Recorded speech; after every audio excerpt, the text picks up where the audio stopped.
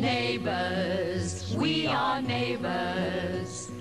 Come and meet the neighbours. I'm Sharon. I'm David. We live here. I'm a nurse. I'm an engineer. I'm Bella. I'm Bella. We're neighbours. And Mr. Kashtan too. Well, I fell in love with Peter Frye, my Peter, for all the reasons that a woman falls in love with a man. He was everything. I was 45 years old when we got married.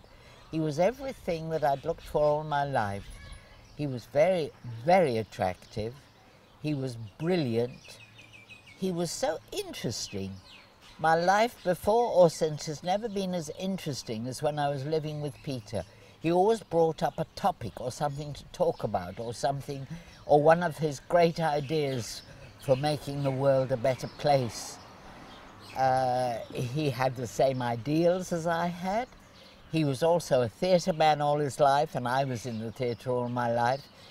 It just fell into place. It was a miracle. We kept saying it was a miracle. Hello, Benny. Hello, Mr. Kashtan. What are you doing here? Are you making noise? No, we're not. Are you banging? No, we're not. We are playing look and see. He has 4 keys, I have 3. Bella. All right.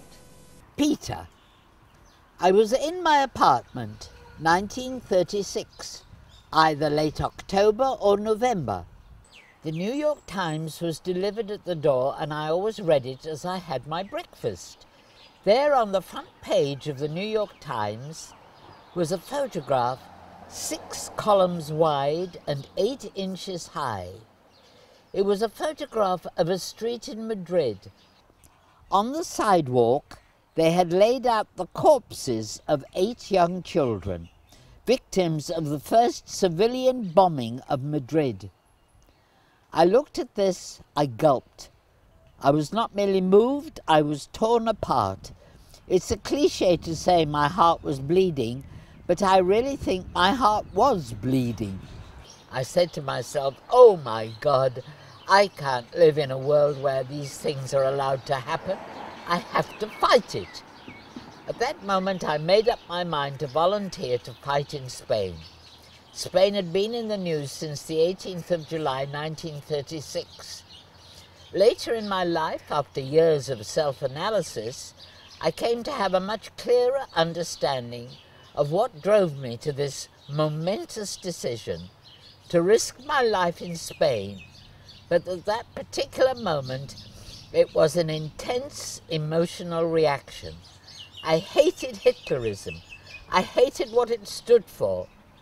And I hated his carrying out in Spain what, until then, had been a theory of the German General Staff, the theory of Schrecklichkeit, which means the use of horror as a weapon of war, to horrify the citizenry, to destroy their will to resist, their will to fight. I went to the telephone and called a friend. How do I join the International Brigades to get to Spain? Mr. Kashtan, it's cold outside. Are you wearing your jacket? No, I'm not. I'm wearing my sweater.